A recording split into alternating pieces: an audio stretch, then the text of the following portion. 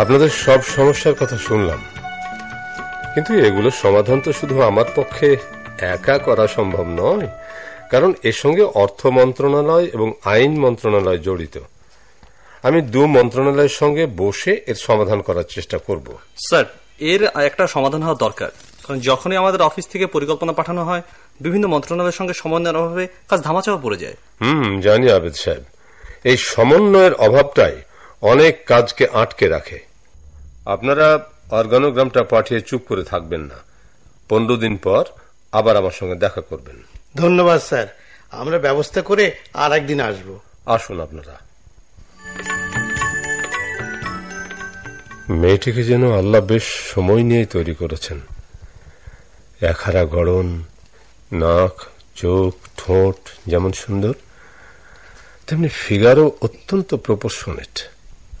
সবচেয়ে বড় কথা, শুধুমাত্র সুন্দরী নন, যেমনি স্মার্ট তেমনি ব্যক্তিত্ব সম্পন্ন।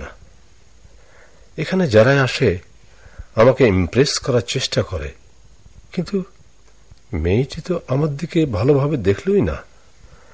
স্বল্পভাষী মেয়েটি যেন এ কমপ্লিট ওমেন। আচ্ছা, মেয়েটি যে অধিদপ্তরের, তার প্রধান তো আবির, আমার ছোটবেলার বন্ধু। দেখি তার কাছে মেয়েটি সম্পর্কে কিছু জানা যায় কিনা।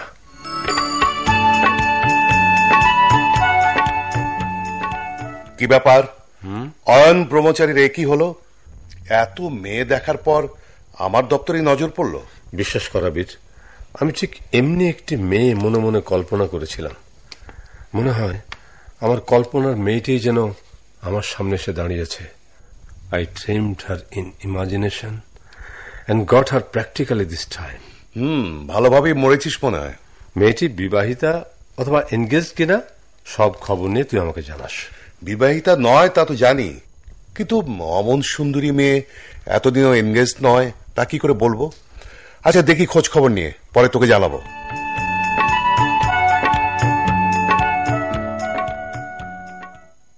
লাবণ্যর খবর নিয়েছি, মনে হয় তেমন কোনো কমিটমেন্ট নেই।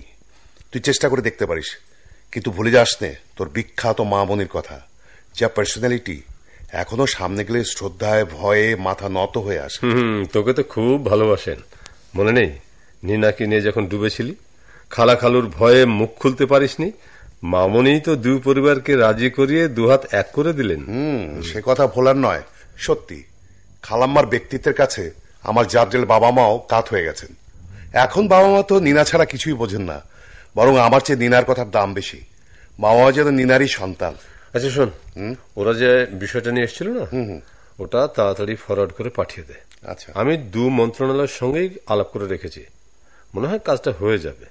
একদিকে ভালোই হলো, লাবণ্যর জন্য হলেও কাজটি করতে পারলে সত্যি একটা সমস্যার সমাধান হবে। না না, বিষয়টি সত্যি জেনুইন প্রবলেম, না হলে ওই অর্থ মন্ত্রণালয় অত সহজে রাজি হতো না। Hope for the best. 15-20 দিন পর ওরা দেখা করতে যাবে। ঠিক আছে।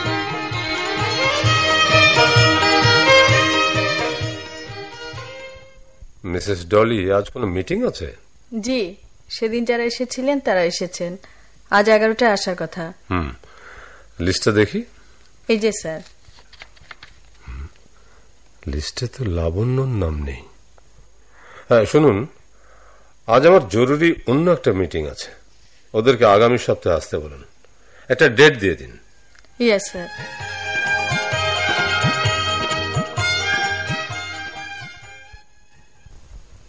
লাবণ্য ম্যাডাম, সেদিন আপনাদের মিটিং এর ব্যাপারে স্যার পার্সোনালি আপনাকে অফিসে আসার জন্য বলেছেন। অনুগ্রহ করে আগামীকাল 10টায় স্যারের চেম্বারে আসবেন। ঠিক আছে। নিশ্চয়ই অফিসের কনফিডেন্সিয়াল ব্যাপার, না হয় সেদিন মিটিং এ তো সব আলোচনায় হয়ে গেল। তবে আমাকে আলাদা করে ডেকেছেন কেন? আমাকে বেশ প্রিপেয়ার্ড হয়ে যেতে হবে, অর্গানোগ্রাম সম্পর্কে ভালোভাবে জেনে নিতে হবে, না হলে আলোচনা চালাতে অসুবিধা হবে।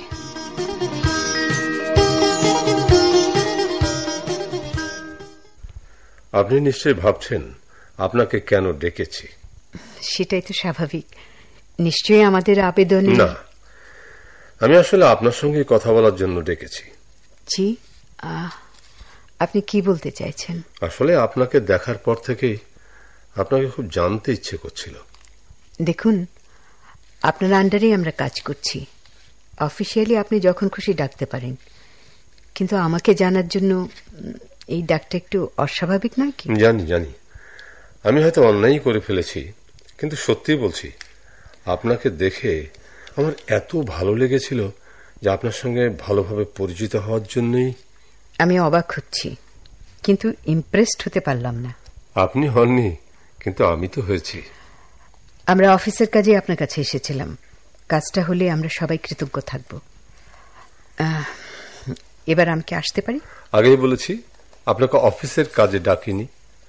আসলে আপনাকে ভালোভাবে জানতে চাই। আমরা কি বন্ধু হতে পারিনি? না, আপনাকে আমি ভালো করে জানি না, বন্ধুত্ব হবে কি করে?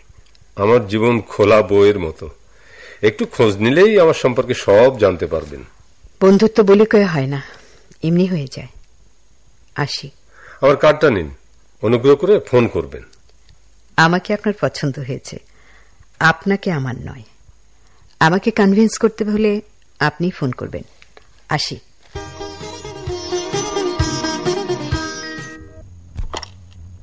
হ্যালো, কেমন আছেন? ভালো। হঠাৎ ফোন? আপনি তো ফোন করবেন না, তাই আমাকেই ফোন করতে হলো। বলুন। আপনাকে ডিস্টার্ব করছি না তো? ডিস্টার্ব তো করছেনই, অবশ্য এখন ফ্রি আছি। Thank god. আমি যদি মাঝে মাঝে ফোন করি, রাগ করবেন না তো? আমি তো বলেইছিলাম, কনভিন্স করার দায়িত্ব আপনার। ধৈর্য যদি থাকে, দেখি কদিন ফোন করেন, একদিন নিজেই হেরে যাবেন। অভয় যখন দিলেন, তখন আমি কিন্তু প্রতিদিনই ফোন করতে পারি। দেখা যাবে। প্লিজ ফোন রাখবেন না। জানি রাত 12টায় কোনো মহিলাকে ফোন করা শোভন নয়। অফিসে তো ব্যস্ত থাকেন, ভাবলাম এই সময় আপনাকে নিরিবিলি পাওয়া যাবে। আচ্ছা, এভাবে প্রতিদিন টেলিফোন করছেন, বিরক্ত লাগে না? বিরক্ত বলবেন না, বলুন সাহস করছে কি করে। জানেন, আপনাকে ফোন করার সময় না আমার প্যালপিটেশন বেড়ে যায়, তারপরও সাহস করে ফোন করি। সাহস তো আপনার প্রচুর, না হলে রাত 12টায় ফোন করেন? 7 পা একসঙ্গে হাঁটলে বন্ধুত্ব হয়। 3 দিন সামনাসামনি দেখা, আর 3 মাস ধরে প্রতিদিন ফোন করছি, এখনো কি বন্ধুত্ব হলো না? আগেই তো বলেছি, বন্ধুত্ব হয়ে যায়, বলে কয়ে হয় না। আসলে আপনি কাছেও টানেন না, আবার দূরেও ঠেলে ফেলে দেন না। আপনার ফোনটা একটা অভ্যাসে দাঁড়িয়ে গেছে, তাই আপনার ফোন আসে বলে মনের অজান্তেই ফোনের অপেক্ষা করি। তাহলে বলুন, আমরা বন্ধুত্বের অর্ধেক অর্জন করেছি। একটা প্রশ্ন করব? আপনি আমাকে কেন পছন্দ করেছিলেন? যদি বলি প্রথম দেখায় প্রেমে পড়েছি। আমি মানুষটা একটু কল্পনা বিলাসী। কল্পনায় একটি মেয়ের ছবি আঁকতাম, বাস্তবে তার দেখা পাইনি, তাই কোনোদিন কাউকে ভালো লাগেনি। কেউ হয়তো সুন্দর করে কথা বলেন, কিন্তু ব্যক্তিত্বহীন। আবার কেউ খুব সুন্দর, কিন্তু কথা বলতে জানেন না। সবগুলোর সমন্বয়ে কোনো মেয়ের সঙ্গে এর আগে দেখা হয়নি। আপনাকে দেখার পরে মনে হলো, এতদিন ধরে এমনি একটি মেয়ের স্বপ্নই আমি দেখে এসেছি, যিনি বাস্তবে এসে ধরা দিয়েছেন। জন ডেনের কথাই আপনাকে বলতে ইচ্ছে করছে। Twice or thrice had I loved thee, before I knew thy face or name. So in a voice, so in a shapeless flame, angels affect us of and worship thee. আপনি তো বেশ কাব্য করে কথা বলেন, কবিতা লিখেন নাকি? তাহলে কলম ভাঙবে। যদি অভয় দেন একটা কথা বলবো? বলুন। আসলে আমার কাছে যেসব মহিলারা আসেন, সবাই আমাকে ইমপ্রেস করার চেষ্টা করেন, কিন্তু আপনি ইমপ্রেস করা তো দূরের কথা, ফিরেও আমাকে সেদিন দেখেননি। আপনি বুঝি খুব দেখেছিলেন? আমি দেখেছিলাম কিনা তার একটা প্রমাণ দিচ্ছি। প্রথম দিন যেদিন আপনি এলেন, আপনার পরনে ছিল গোলাপি শাড়ি আর কোমরে ছিল সিলভার রঙের চাবির রিং। আর দ্বিতীয় দিন আপনার পরনে ছিল মাস্টার্ড কালারের শাড়ি, আর চাবির রিংটা ছিল সোনালি। বাবা, আপনি তো শুধু কবিই নন, সাহিত্যিকও বটে। গল্প লিখেন না কেন? আপনার কথাগুলো সাজিয়ে লিখলে একটা সাহিত্যের সৃষ্টি হবে। আসলে বাস্তবে যারা কল্পনা প্রবণ তারা সত্যি সত্যি লিখতে পারে না। ভুল বলছেন। সাহিত্যিকরা তাদের কল্পনায় কাগজে কলমে তুলে ধরেন। মনে থাকলো, আপনি তো সুদূরিকা, চোখের দেখারও সুযোগ নেই, দূরে দূরেই রাখছেন। একদিন হয়তো আমাকে আরেকটি দেবদাস লিখতে হবে। দেবদাস নয়, অয়ন দাস। অনেক রাত হয়েছে, আমাকে বিদায় নিতে হবে। মুখের উপর থুকু, কানের উপর ফোন রাখার আগেই রাখছি। Good night.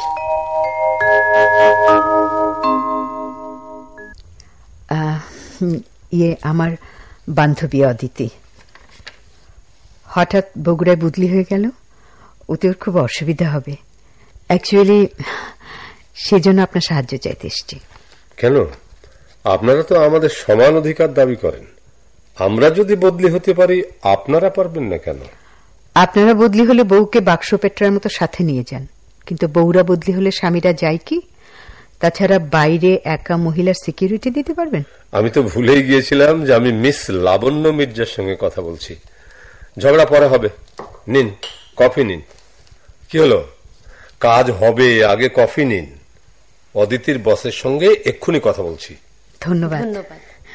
অদিতি, আপনার বান্ধবীর সঙ্গে অনেক সাহস নিয়ে কথা বলতে হয়।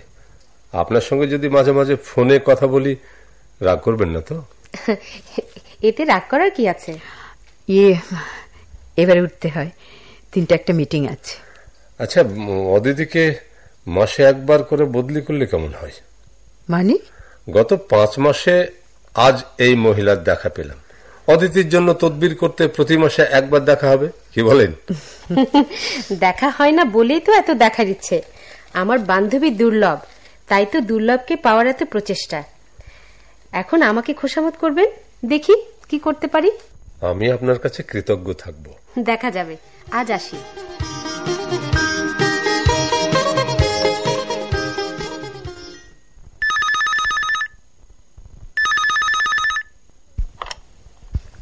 হ্যালো, কে বলছেন? অধমের নাম অয়ন চৌধুরী। আরে, আপনি কেমন আছেন? ভালো। তারপর কি মনে করে? আপনার বান্ধবীটির খবর কি? ও তাই বলুন, বান্ধবীর জন্যই ফোন? না না না, আমি আপনার বন্ধুত্ব আশা করি। কথাই বলে না, লাইলির কুকুর ও মজনুর পেয়ারের। ছি ছি ছি, আপনি আমায় লজ্জা দেবেন না। অবশ্য আপনার বন্ধুত্বের সঙ্গে সঙ্গে একটু স্বার্থও আছে বই কি। বান্ধবীর মুখে যে হারে প্রশংসা শুনি, তাতে মনে হয় অদিতিকে জয় করতে পারলে লাবণ্যর অর্ধাংশ লাভ। লাবণ্যর সঙ্গে আমার বন্ধুত্ব এত গভীর যে আজ পর্যন্ত ঝগড়াই হয়নি। লাবণ্য বেশি ভালোবাসে বলেই আমার সম্পর্কে বাড়িয়ে প্রশংসা করে। আপনি অর্ধেক বিশ্বাস করবেন। আমি কিন্তু আপনাকে মাঝে মাঝে বিরক্ত করব। অবশ্যই। একদিন আমার বাসায় আসুন, আমার বরের সঙ্গে পরিচয় করিয়ে দিব। নিশ্চয়ই আসবো।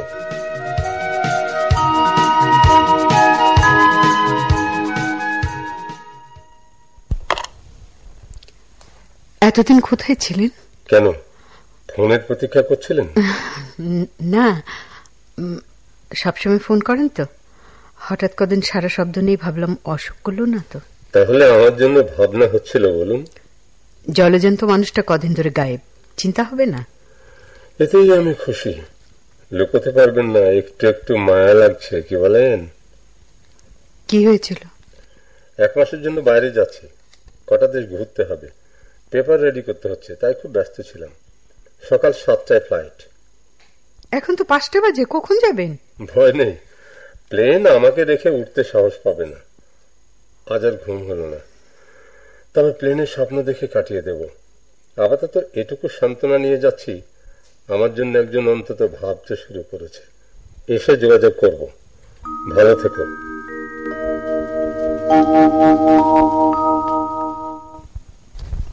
কিছুই ভাল লাগছে না। কতদিন ওর কথা শুনতে পাইনি। এতদিন কাছে ছিল, বুঝতে পারিনি। এক একটা দিন এক একটা বছরের মতো লাগছে। কি এমন কাজে ব্যস্ত, একটা ফোনও করতে পারছে না। লাবণ্য দেবী খুব তো অহংকার ছিল, কোথায় গেল সেই গর্ব? সারা হৃদয় যে অয়নময় হয়ে উঠেছে। না, সত্যি কিছু ভাল লাগছে না। 18 দিন হলো গেছে। একটা ফোন করলে কি হতো? হ্যালো, সিঙ্গাপুর থেকে বলছি। অন্ধ্রভাবে 2-1 দিন থাকছি। তাই বলে একটা ফোন করা যায়নি? সত্যি খুব ব্যস্ত ছিলাম। রাত 12টায় হোটেলে ফিরতাম, সকালে উঠেই সম্মেলনে যেতে হতো। বিভিন্ন দেশের প্রতিনিধি ছিল, খুব ব্যস্ততার মধ্যে কেটেছে। পরশু ঢাকায় ফিরবো। আজকাল একটু শপিং করব। অত শপিং এর দরকার কি? কালে চলে আসুন। অন দন্তন্য দিয়ে কথা বললে আসি কি করে বলুন? বুঝলাম না। অন আসুন বসুন না বললেই তো হয়। আমার ভালো লাগছে না, তাড়াতাড়ি চলে এসো। বয়ে গেছে আমার। ইচ্ছে মতো শপিং করে তারপরে আসুন। তোমার জন্য কি আনবো বলো? সহি সালামতে এলেই চলবে। পরশুর টিকিট আগেই বুকিং ছিল, তাই ইচ্ছে হলেও আসার উপায় নেই। এসে ফোন করবো। Good night. Good night.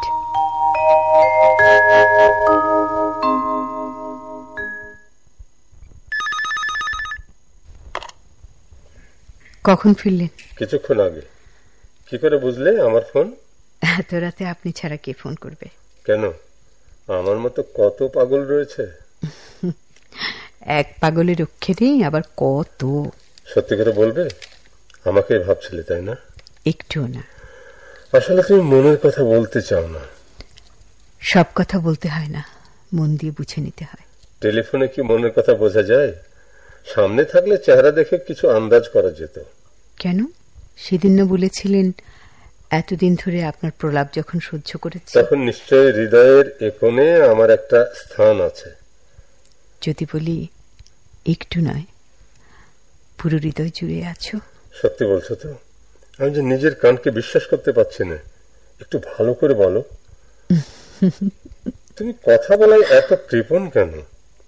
আমাকে সবাই বলতো আমি কথা কম বলি। সেই আমি যে ঘন্টার পর ঘন্টা কথা বলতে পারি, এটা কেউ বিশ্বাসই করবে না। সমস্ত ক্রেডিট তোমার। কি করে? দেখো, রেডিও কি কখনো বন্ধ হয়? এক অনুষ্ঠান থেকে অন্য অনুষ্ঠানে যেতে যেটুকু সময়, তাও ফিলার মিউজিক দিয়ে পূরণ করতে হয়। টেলিফোনে তো সে সুযোগ নেই, তাই অনর্গল কথা বলে যেতে হয়। আর আমি অনর্গল বকবক করছি, তুমি তো মন দিয়ে শুনছো। তুমি কিন্তু ভালো শ্রোতা। বিয়ের পর আমি বলবো, তুমি শুনবে। তাহলে এবার বলো। সব কথা বলতে নেই, কিছু রহস্য থাকা ভালো। প্লিজ বলো। আজ আমি তোমার মুখ থেকে শুনতে চাই সেই অতি পুরাতন কথা, ভালোবাসি। এতদিনেও কি কথা বুঝতে পারোনি? ভালোবাসি ভালোবাসি ভালোবাসি হলো তো। অমন করে বললে হবে না, সুন্দর করে আরো মিষ্টি করে বলো, ভালোবাসি। অনেক রাত হয়েছে, ঘুমোবে না? একটু আগে জার্নি করে এসেছ। তোমার সঙ্গে কথা বললে আমি একটুও ক্লান্ত হইনি। পথিক যখন দিঘির জলে স্নান করে গাছের ছায়ায় আশ্রয় নেয়, তখন তার যেমন সব ক্লান্তি দূর হয়ে যায়, তেমনি আমি তোমার চোখের মাঝে হারিয়ে যাব। কি করে? তোমার চোখ দুটো খুব সুন্দর। ওই চোখের টলটলে চাহনিতে আমি অবগাহন করে চোখের পাতার ছায়ায় নিশ্চিন্তে ঘুমিয়ে পড়ব। তখন আর কোনো ক্লান্তি থাকবে না। আসলে তোমার চোখে পবিত্র একটি আকর্ষণ আছে। আর আমার কি মনে হচ্ছে জানো? কি? তোমার ওই এক মাথা চুলে আমি হাত বুলিয়ে দিই আর তুমি ঘুমিয়ে পড়ো। তাহলে তো ঘুমোতেই হয়। তুমিও ঘুমো। Good night. Good night.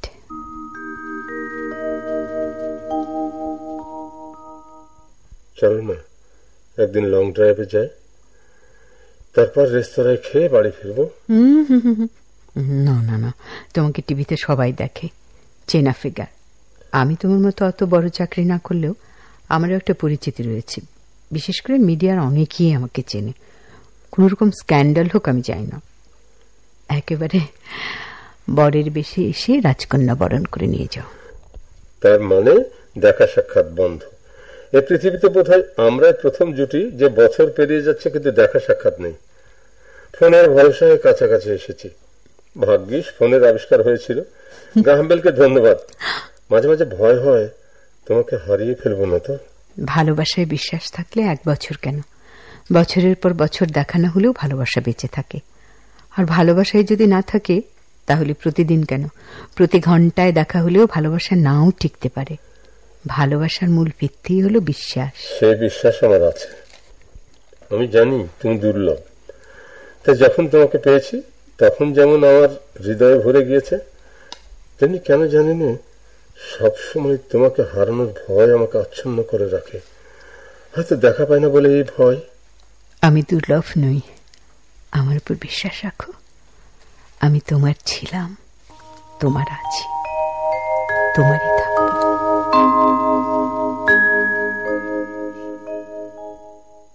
Ayan, তোদের কাহিনী কি এভাবে টেলিফোনে চলবে? লাবণ্যকে আমি বিশ্বাস করি, কিন্তু ওর পার্সোনালিটি, ওর প্রিন্সিপাল এত স্ট্রং। সত্যি কথা বলতে কি, আমি একটা ইনসিকিউরিটিতে ভুগছি। তুই খালাম্মার সঙ্গে কথা বল না, তুই চাইলে আমিও কথা বলতে পারি। অয়ন, ওখানে তো আটকে গেছি। তুই তো জানিস মামুনের ইচ্ছের কথা। রায়না আন্টি মামুনের ছোটবেলার বান্ধবী, স্কুল কলেজ ইউনিভার্সিটিতে একসঙ্গে একই সাবজেক্টে পড়েছেন। বিয়ের পরও সেই সম্পর্কটা অটুট রয়েছে। আমার জন্মের পরেই আকিকার দিন রায়না আন্টি বলেছিলেন, সামিয়া, সুন্দর ছেলে হয়েছে তোর, একে কিন্তু আমার জামাই বানিয়ে নেব। তোর তো ছেলে, তুই কি করে জামাই বানাবি? ছেলের আমার বয়স 2, আগামী বছর একটি মেয়ে নেব। যদি এর পরও ছেলে হয়, যতদিন মেয়ে না হবে ততদিনে আমার চেষ্টা চলবে। অর্থাৎ তোর ছেলে আমার মেয়ের বর হবেই হবে। 4-5 বছর পরেই রায়না আন্টির মেয়ে হলো। আমার 5 বছরের জন্মদিনেই 2 বান্ধবী প্রায় বাগদানি করে ফেলেছেন, বড় হলে আমাদের বিয়ে হবে। আর দেখ, ওই বছরটা দুদিক দিয়ে আমার জন্য দুঃখের। একদিকে মামনি নাদিয়াকে বউ বলে মেনে নিয়েছে, আর ওই বছরই আমার বাবা দুর্ঘটনায় আমাদেরকে ছেড়ে চিরদিনের মতো চলে গেলেন। আমার মাই বাবা আর মায়ের ভালোবাসা দিয়ে আমাকে মানুষ করেছেন। এদিক দিয়ে অবশ্য খালাম্মার মতো মানুষ হয় না। কতই বা বয়স, 26-27 বছর। এই বয়সের একজন মহিলা তোর বাবার সমস্ত ব্যবসা এক হাতে গড়ে তুলেছেন, এক স্বপ্ন নিয়ে তোকে মানুষ করবেন। আর দেখ, আমার দাদা ছিলেন একমাত্র ছেলে, আমার বাবাও একমাত্র সন্তান। কাকা ফুফু কিছু নেই, মায়ের দিকও ফাঁকা, নানা নানুর ওই একটি সলতে। আর দুদিকের ব্যবসা মাই একমাত্র উত্তরাধিকারী হিসেবে সব সামলিয়েছেন, নিজের দিকে তাকাবার সময়ই পাননি। আর মামনির ব্যক্তিত্বের কাছে আজও মাথা তুলে দাঁড়াতে পারি না। সেই তো সমস্যা। খালাম্মার পছন্দ নাদিয়া, তোর পছন্দ লাবণ্য। একটা কাজ করা যায় না? কি? চল, তোর ভাবি সহ অদিতের বাড়ি চল। ওখানে বসে আমরা 5 জনে মিলে একটা সমাধানে আসতে পারবো।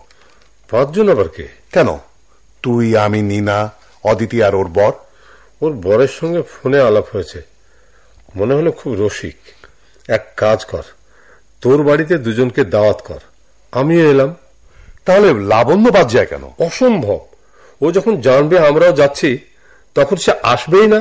না না, বা এখন লাবণ্যকে ডাকা যাবে না, কারণ আমরা 5 জনে পরামর্শ করব যাকে নিয়ে, সেখানে লাবণ্যকে সামিল করাটা ঠিক হবে না, কারণ বিষয়টা তো ওকে নিয়ে। তুই কি করতে চাস? ধৈর্য ধর বৎস, এক মাথায় কিছুই হবে না, 5 মাথা মিলে দেখি কি করা যায়।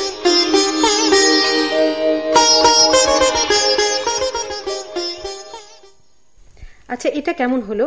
যাকে দিয়ে আমরা এক সূত্রে বাঁধা, তাকে বাদ দিয়ে নেমন্তন্ন খাওয়া। আপনার বান্ধবীর এই ধনুভাঙ্গা পণ কেন? এই যুগে এত আধুনিক হয়ে এত কনজারভেটিভ।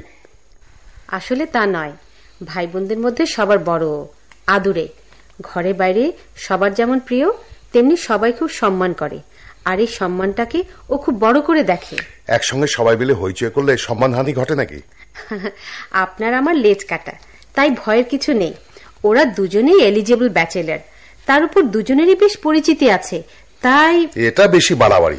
তোরা কি তর্ক করবি না আমার বিপদটা বুঝবি? ওদিকে মামনি প্রতিদিন তাগাদা দিচ্ছেন নাদিয়াকে কবে বউ করে আনবেন। এই মুহূর্তে লাবণ্যের কথাও বলতে পারছি না। আবার লাবণ্য যদি নাদিয়ার কথা জানে, তাহলে এমনিতেই মুখ দেখা দেখি বন্ধ, এরপর আর কথা বলাও বন্ধ হয়ে যাবে। একটা কাজ করো, অয়ন আর লাবণ্যের বিয়ে দিয়ে দাও, পরে খালাম্মার পায়ে ধরে সবাই মিলে মাফ চেয়ে নেব। কি পাগলের মতো কথা বলছো, আমি এসবের মধ্যে নেই। আচ্ছা নীনা ভাবির কথাটা ভেবে দেখো, এখন অয়নের মায়ের কাছে অন্য কোনো মেয়ের কথা বলা যাবেই না। ওদিকে লাবণ্য যদি জানতে পারে, ও কখনোই অয়নের মাকে কষ্ট দিয়ে বিয়ে করতে চাইবে না। কোনো রকমের দুজনের বিয়েটা হয়ে গেলে। অদিতি, ওসব কথা রাখো, আমরা মিস্ত্রি মানুষ, তোমাদের মতো রোমান্টিক নই। কিন্তু একটা পরামর্শ দিতে চাই। বলুন শাহেদ ভাই। দেখুন, অয়নের মা নাদিয়াকে পুত্রবধূ হিসেবে ভেবে রেখেছেন। তোমার বান্ধবী নিজের প্রিন্সিপাল নিয়ে বসে আছেন, এভাবে কিছুই হবে না। অদিতি, লাবণ্য তো আমাদের বাসায় প্রায়ই আসে, একদিন ওকে আমাদের বাসায় নিয়ে আসি। হঠাৎ করে আবির ভাবিকে নিয়ে অয়ন সহ হাজির হবে। লাবণ্য তো বেশিরভাগ সময় অফিসের গাড়ি নিয়ে আসে, যেদিন দেরি হয় গাড়ি ছেড়ে দেয়, পরে আমরাই নামিয়ে দিয়ে আসি। অমনি লিফট দেওয়ার বাহানা করে সবাই মিলে আবির ভাইয়ের বাসায় চলে আসি। বিয়ের সব আগে থেকে ঠিক করা থাকবে, সবাই মিলে লাবণ্যকে রাজি করানো যাবে। অসম্ভব, এভাবে ও রাজি তো হবেই না, বরং আমাদের সঙ্গে সম্পর্কটাই নষ্ট হবে। লাবণ্যকে রাজি করানোর দায়িত্ব আমার। ও যতই কঠোর হোক না কেন, এমনিতে খুব ইমোশনাল, ওকে ইমোশনালি কাবু করতে হবে। এই নাদিয়ার ব্যাপারটা না থাকলে আমি সোজা মামুনিকে গিয়ে বলতাম, আমি লাবণ্যকে হারাতে পারবো না। তোদের কাছে ছেলে মানুষের মনে হতে পারে, কিন্তু লাবণ্যকে না পেলে আমি কিছুতেই বাঁচবো না। এটা ভেবে দেখা যেতে পারে। লাবণ্যকে বলবো, হয় বিয়ে না হয় অয়নকে হারাতে হবে। অর্থাৎ তোমরা লাবণ্যকে ইমোশনালি ব্ল্যাকমেইল করবে? আর কি করা, আমার বন্ধুকে তো বাঁচাতে হবে।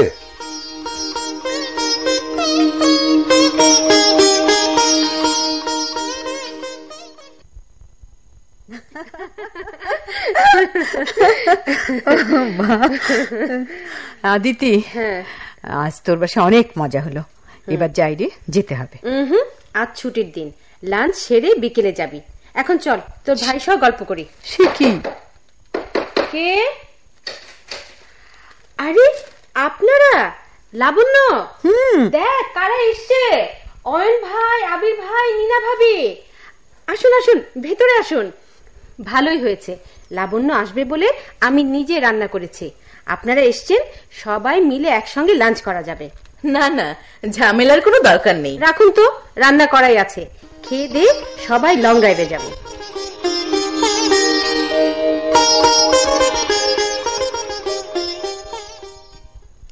এখন তো বিকেল 5টা, চলো আমাদের বাসায় যাই। না না প্লিজ, আজ না, আজ আমি বাসায় চলে যাই। সব সময় না না করো না তো। অদিতির বাড়িতে তো প্রচুর খাওয়া দাওয়া হলো, এবার আমার এখানে 1 কাপ কফি হয়ে গেলে এমন কোনো মহাভারত অশুদ্ধ হবে না। এখানকার পরিবেশটা যেন কেমন কেমন লাগছে। দেখ লাবণ্য, তোর সবসময় অ্যাভয়েডিং ভাবটা অয়নকে ইনসিকিউর করে তুলেছে। সবসময় একটা হারাই হারাই ভাব। তোরা কাগজে কলমে অন্তত তোদের বিয়েটা সেরে ফেল। এসব কি বলছিস? তোরা কি আগে থেকে প্ল্যান করেছিলি নাকি? না না, এসব কথা আমার পক্ষে কল্পনা করা অসম্ভব। আমি পরিবারের বড় মেয়ে, আমার বিধবা মা, ছোট ছোট ভাই বোনরা কত বিশ্বাস করে। আমি এরকম একটা কাজ করতে পারবো না। লাবণ্য, তুমি কি আমাকে বিয়ে করতে রাজি নও? এই কথা উঠছে কেন? তুমি তোমার মায়ের একমাত্র সন্তান, আমাদের উভয় পরিবারের একটা সম্মান রয়েছে। সামাজিকভাবে বিয়ের প্রস্তাব নিয়ে এলেই তো সমাধান হয়ে যায়। আহা, বাইরের কেউ জানবে না, শুধু আমরা এই 5 জন। কাগজে কলমে বিয়েটা হয়ে থাকলো, এরপর সামাজিক ভাবে পরে হলো। কি জানি, না না, আমি কিছুতেই তোমার এই যুক্তি মানতে পারছি না। দেখো লাবণ্য, তোমাকে নিয়ে সত্যিই আমি ইনসিকিউরিটিতে ভুগছি। অফিসের কাজে মন দিতে পারি না, সবসময় অফিসের ডিসিশন নিতে কোনো ভুল করে ফেলে না তো এইসব ভয় হয়। তুমি দেখা করবে না, বাইরে যাবে না, আমি সব মেনে নিয়েছি। টেলিফোনে কথা বলে গত 1টি বছর কেটে গেছে। আমরা যদি বিয়েটা সেরে ফেলি, তোমার এত আপত্তি কেন? অয়ন, এভাবে আমার পক্ষে বিয়ে করা সম্ভব না। হয় আজ আমাদের বিয়ে হবে, না হয় কাল সকালে তুমি আমার মরা মুখ দেখবে। এইসব কি বলছো? তুমি কি পাগল হয়ে গেছো? হ্যাঁ, আমি পাগল হয়েছি। প্লিজ তুমি রাজি হও। সত্যি বলছি, তোমাকে না পেলে আমি বাঁচবো না। লাবণ্য, আপনি তো অয়নকে বিয়ে করবেন। ওকে ছাড়া আমি অন্য কাউকে বিয়ে করব না, কখনোই না। ওকে যখন বিয়ে করবেন, তাহলে আজ করলে আপত্তি কোথায়? এটা অয়নের মানসিক শান্তির জন্য। এরপর সামাজিকভাবে খালাম্মাকে দিয়ে আমরাই আপনাদের বাড়িতে প্রস্তাব নিয়ে যাব। যাক, লাবণ্যকে রাজি করানো গেল। আমাদের অনুরোধ আর দুজনের প্রতি দুজনের ভালোবাসার কারণেই শেষ পর্যন্ত প্রেমের জয় হলো। বিয়ের আয়োজন করো, কাজী সাহেবকে এ ঘরে ডাকো।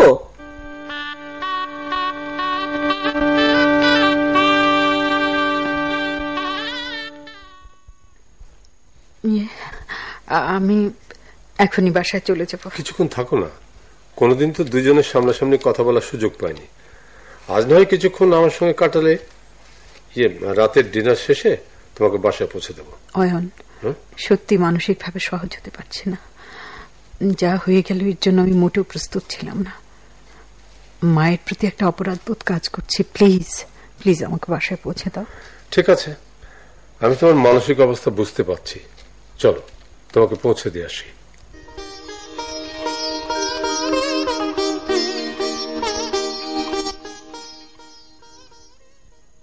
লাবণ্য, হ্যাঁ অদিতি এলো না? ও হ্যাঁ মা। ও অদিতি? না মা, ওরা আমাকে নামিয়ে দিয়ে চলে গেছে। তোকে এমন দেখাচ্ছে কেন? অসুস্থ লাগছে? না মা, সারাদিন ওদের সঙ্গে হইচই করেছি তো, আমি একটু গোসল করে বিশ্রাম নিই। আচ্ছা মা।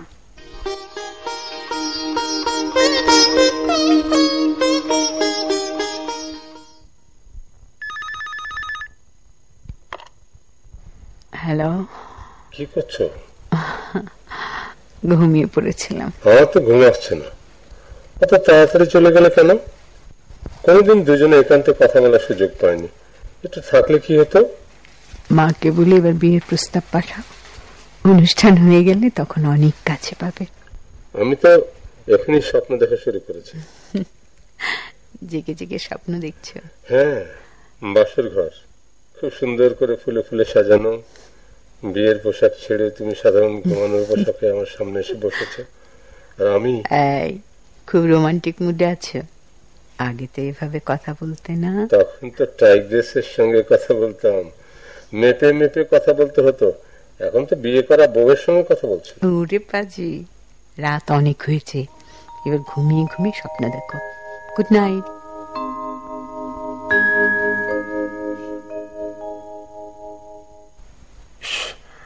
এতদিন কেটে গেল, এখনো মামনিকে লাবণ্যর কথা বলতে পারিনি।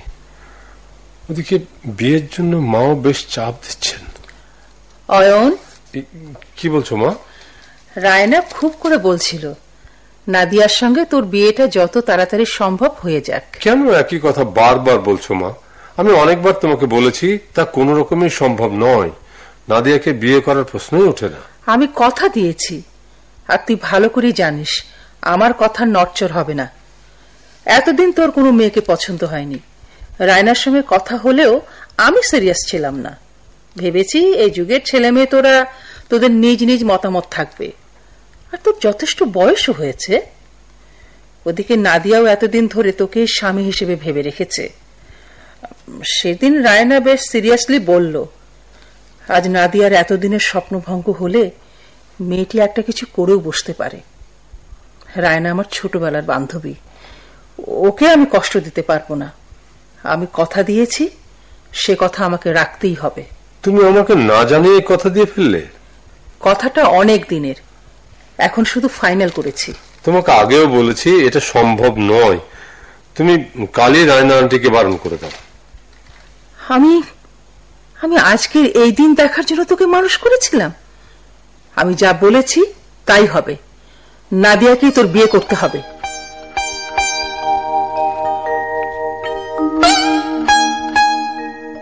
আবির, তখন তো বলেছিলি সবাই গিয়ে খালাম্মাকে মানাবি। এখন খালাম্মা যে এভাবে সব ঠিক করে ফেলবেন তা কে জানতো?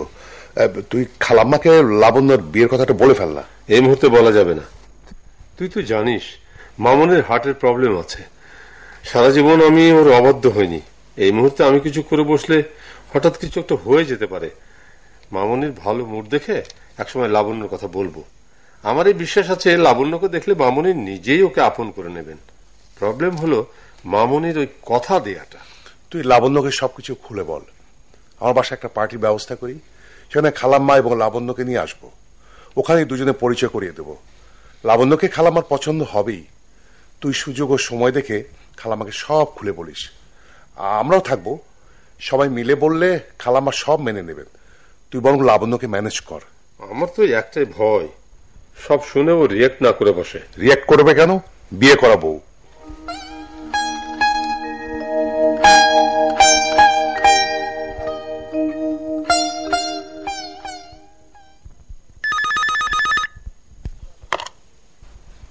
বলো আয়ন, মাকে সব বলেছ নাকি এখনো সাহস পাচ্ছ না? সত্যি বলছি, এতদিন কেটে গেছে। আসলে বিয়ের মহিমাই অন্যরকম। আমারও এভাবে আর ভালো লাগছে না আয়ন। এতদিন তো বাইরের আসার কথা বললে বারণ করতে, এখন তো আমার বউ, চলো না ঘুরে আসি কোথাও।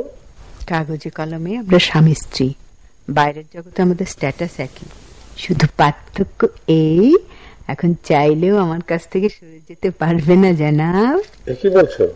শোনো, তোমাকে বলা হয়নি, আমার মায়ের ছোটবেলার বান্ধবী রায়না আন্টি, তার মেয়ে নাদিয়া, দেখতে ভালো, স্মার্ট, বাইরে থেকে বিবিএ ডিগ্রি নিয়ে এসেছে। দু বান্ধবীর অনেক দিনের ইচ্ছে আমাদের বিয়ে হোক। এতদিন আমার কথা বলনি কেন? মামনি যেহেতু জানেন আমার কথা পছন্দ নেই, ওদিকে রায়না আন্টিও খুব প্রেশার দিচ্ছিলেন। মামনি শেষ পর্যন্ত কথা দিয়ে ফেলেন আমাকে না জানিয়ে, আবিরের বাসায় তোমাকে দেখার ব্যবস্থা করি, এরপর সবাই মিলে মামনিকে সব বলবো। তোমাকে দেখলে আমার বিশ্বাস মামনি তোমাকে সহজেই বরণ করে নেবেন। আর মা যদি বরণ করে না নেন? আমি মামনির একমাত্র ছেলে, বান্ধবীকে দেওয়া কথার জন্য প্রথমে একটু দ্বিধা থাকলেও আমার বিশ্বাস মামনি আমার পছন্দই মেনে নেবেন। তোমার মায়ের সম্পর্কে যা শুনেছি তাতে মনে হয় ওনার অনেক পার্সোনালিটি। অল্প বয়সে বিধবা হয়েছেন, নিকটতম আত্মীয় স্বজন কেউ ছিল না, অথচ তোমাদের সাম্রাজ্য সামলিয়ে তোমাকে ঘিরে তার সব স্বপ্ন আবর্তিত হয়েছে। এখন যদি বান্ধবীর মেয়ে তার স্বপ্ন হয়, তাহলে তিনি তোমার পছন্দ মেনে নিতে নাও পারেন। তেমন যদি হয় তাহলে আমি তোমাকে নিয়ে আমাদের নিজেদের আলাদা স্বর্গ রচনা করব। না না, এখানেই তুমি ভুল করছো। এসব কথা তোমার আমাকে আগে বলা উচিত ছিল অয়ন। তুমি তোমার মায়ের কথা ভুলে গেলে। তোমার 5 বছর বয়সে বাবাকে হারিয়েছ, মা তোমাদের ব্যবসা সামলে সব ধরনের ঝড় ঝঞ্ঝা এড়িয়ে তোমাকে আগলে রেখে তোমাকে মানুষ করেছেন। তার সব আশা আকাঙ্ক্ষা ত্যাগ করে শুধু তোমাকে নিয়েছিল তার পৃথিবী। তোমাকে মানুষ করা, তোমার জন্য নিজের পছন্দের টুকটুকে বউ আনা, কত স্বপ্নই না ছিল। আর সেই মাকে তুমি আঘাত করবে। মামনির হার্টে একটু প্রবলেম আছে, সেজন্য সময় নিচ্ছিলাম। আমার মাকে আমি জীবনের চেয়ে বেশি ভালোবাসি। আমার মা যদি আমার জীবন চাইতেন তাও আমি তাকে দিয়ে দিতে পারি, কিন্তু তুমি তো আমার স্ত্রী, আমার জীবন, আমার কবিতা, আমার সর্বস্ব। তুমি তো বললে আমি তোমার জীবন, তোমার মায়ের জন্য তোমার জীবন দিতে পারো। তোমাকে তোমার জীবন স্যাক্রিফাইস করতে হবে। আজ থেকে তোমার সঙ্গে আমার সমস্ত সম্পর্ক শেষ, এরপর আর কোনো যোগাযোগ থাকবে না। তুমি তোমার মায়ের কাছে ফিরে যাও আয়ন। তাকে সুখে করলে দেখবে তুমি অসুখে হবে না। লাবণ্য, আমার সঙ্গে আর যোগাযোগ রাখার চেষ্টা করবে না প্লিজ।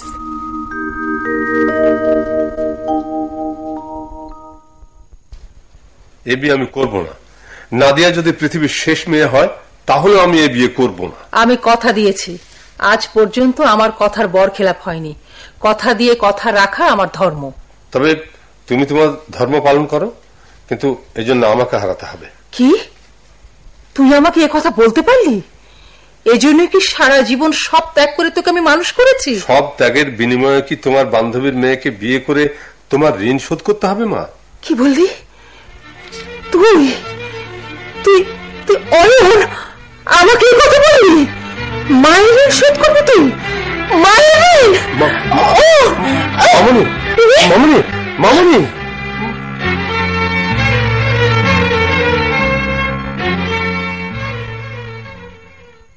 অয়ন সাহেব, আপনার মায়ের অসুখটা যতটা শারীরিক, তার চেয়ে মানসিক অবস্থাটাই বেশি।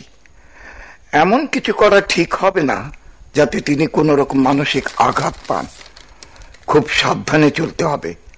ভালো নার্সিং এর দরকার। নার্স ছাড়াও একজন আপনজন সারাক্ষণ তার দেখাশোনা করলে ভালো হয়।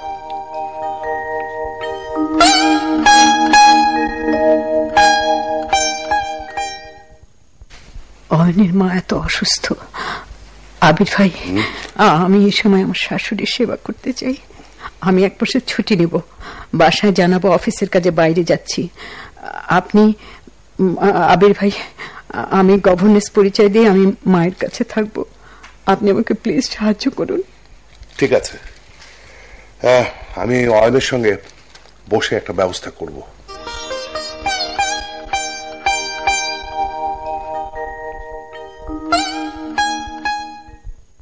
খালাম্মা, এর নাম বন্যা, আমার দুঃসম্পর্কের বোন। ও খুব ভালো নার্সিং জানে। এখন থেকে ওই আপনার দেখাশোনা করবে। বাহ, মেয়েটি তো বেশ দেখতে। তাহলে ওই আমার দেখাশোনা করবে? জি বন্যা, তোমার কাপড় চোপড় নিয়ে এসছো তো? আজ থেকে খালাম্মার দায়িত্ব সব তোমার। লাগোয়া ঘরে উনি থাকতে পারবেন, এতে মামনির দেখাশোনা করতেও সুবিধা হবে।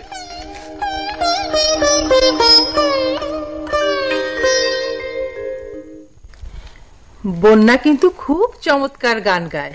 আপনি একা কেন গান শুনবেন খালাম্মা? আমরাও শুনবো। মার কথা বিশ্বাস করবেন না, এরকম গান সবাই গায়। আমার নাদিয়া তো ওস্তাদ রেখে গান শিখেছে। সামিয়া, গান যখন তোর এতই পছন্দ, নাদিয়াই তোকে গান শোনাবে। নাদিয়া, গান গাও। না না, আজ গলা বসে আছে, আর একদিন। শোন, তোরা কিন্তু ডিনার খেয়ে যাবি। এ মেয়েটি এসে দেখি সবার মন জয় করে নিয়েছে। খালাম্মা তোকে ছাড়া থাকতেই পারে না। কাজের লোকগুলো দেখি প্রশংসায় পঞ্চমুখ। তাছাড়া অয়ন মাকে দেখার অজুহাতে মেয়েটার কাছে ঘুরঘুর করে। একদিন এমন ব্যবস্থা নিতে হবে যাতে সে এ বাড়ি ছেড়ে চলে যেতে বাধ্য হয়। উড়ে এসে চুড়ে বসেছে। আর অয়নটাই বা কেমন, একটা সামান্য গভর্নেন্সকে কি কেয়ার করে। একদিন দেখাবো মজা।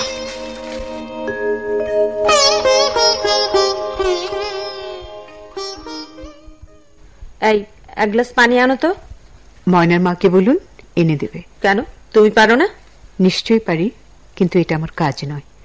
আমি এখানে মায়ের সেবার জন্য এসেছি। কেন, সেদিন যে দেখলাম অয়নের জন্য জুস নিয়ে এলে, এটা নিশ্চয়ই তোমার কাজ নয়। তিনি এই মায়েরই ছেলে, এবারের মালিক, সুতরাং 1 গ্লাস জুস দেয়া যেতে পারে। তুমি জানো আমি কে? আমি এই মায়েরই ভাবি পুত্রবধূ, আর অয়নের ভাবি স্ত্রী। যতদিন সাথে ওই ভাবি শব্দটি রয়েছে ততদিন আপনি বাইরের লোক।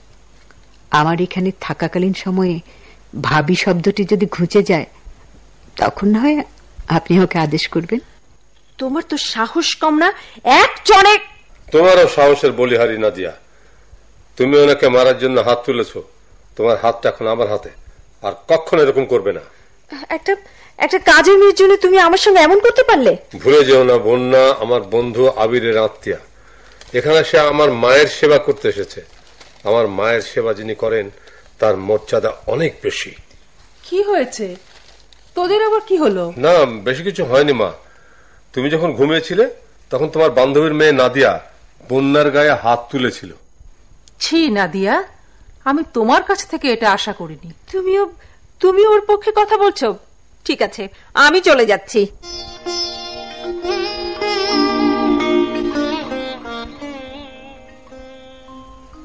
বাহ, আপনি তো একেবারে ভালো হয়ে গেছেন, আর আমাকে আসতে হবে না।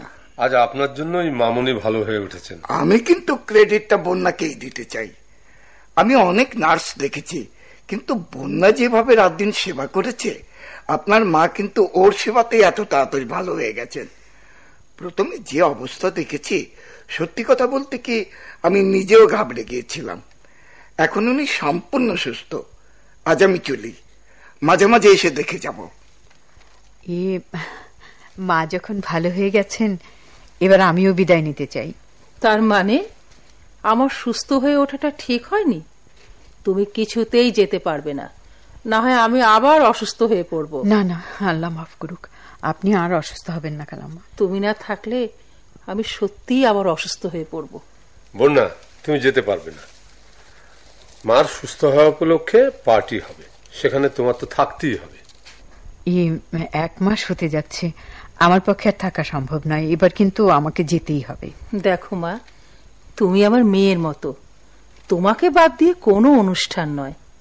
সত্যি কথা বলতে কি, আমার ওই একটি মাত্রই ছেলে, মেয়ে নেই বলে কোনো ক্ষোভও ছিল না। কিন্তু বন্যা, তোমাকে দেখার পর এখন একটা লোভ হচ্ছে, আমার যদি এমন একটি মেয়ে থাকতো। খালাম্মার যখন বন্যাকে এতই পছন্দ, তখন পার্মানেন্টলি রেখে দিন। মানে?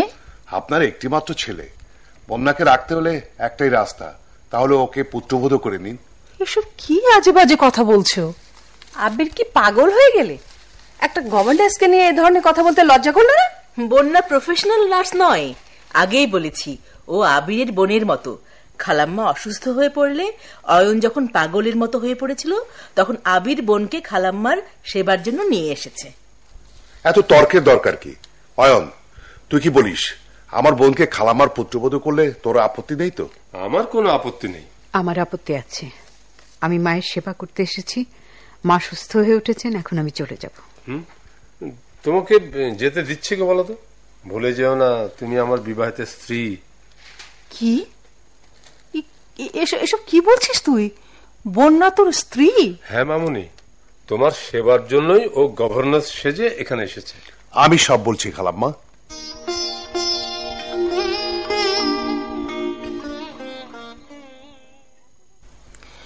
এত বড় একটি ঘটনা ঘটলো আর আমাকে জানানোর প্রয়োজনই বোধ করলি না? মামুনি, তুমি শেষে এমন ভাবে নাদিয়াকে বিয়ে করার জন্য প্রেসার দিচ্ছিলে যে আমি লাবণ্যর কথা বলতে সাহসই পাইনি। লাবণ্য? হ্যাঁ, বন্যাই লাবণ্য। তুই একটিবার বলেই দেখতি, আমি তোর পছন্দের মূল্য দিতাম কিনা। মা, আমাদের ভুল হয়ে গেছে মা, আমাদের ক্ষমা করুন। খালাম্মা, এই ষড়যন্ত্রে আমরা সবাই সমভাবে অপরাধী, আমাদের ক্ষমা করুন প্লিজ। আচ্ছা, হয়েছে হয়েছে, পা ছাড়। বিয়েটা আমি মেনেই নিলাম, কিন্তু আমার স্বপ্ন সফল করতে হবে। কি স্বপ্ন খালাম্মা? সব অনুষ্ঠান করতে হবে। আমার একটি মাত্র ছেলে, প্রথমে পানচিনি, তারপর উভয় বাড়িতে গায়ে হলুদ, মেহেদি অনুষ্ঠান, বিয়ে, বৌভাত, সব অনুষ্ঠান হতে হবে। আমি কতদিন ধরে স্বপ্ন দেখে আসছি। আবির, টেলিফোনটা দে, লাবণ্যর মায়ের সঙ্গে পরিচয় করিয়ে দে, পানচিনির ডেটটা ঠিক করে নেই। আবির, তুই দুই মাকে নিয়ে আলাপ কর, আমি লাবণ্যকে আমার ঘরটা দেখিয়ে আনি।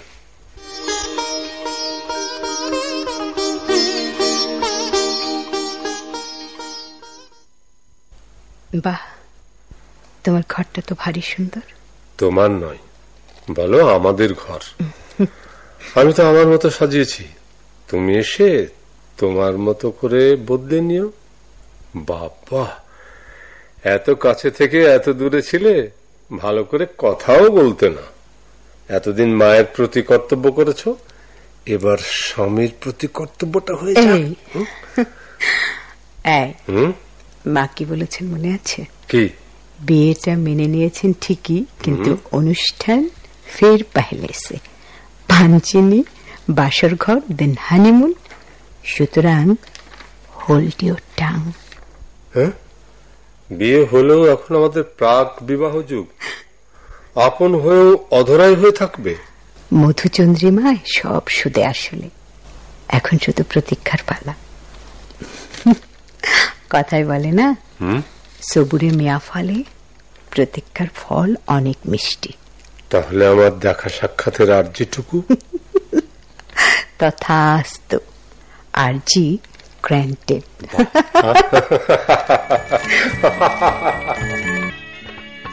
এতক্ষণ দিলরুবা বেগম রচিত আবার প্রথম থেকে নাটকের অভিনয় শুনলেন।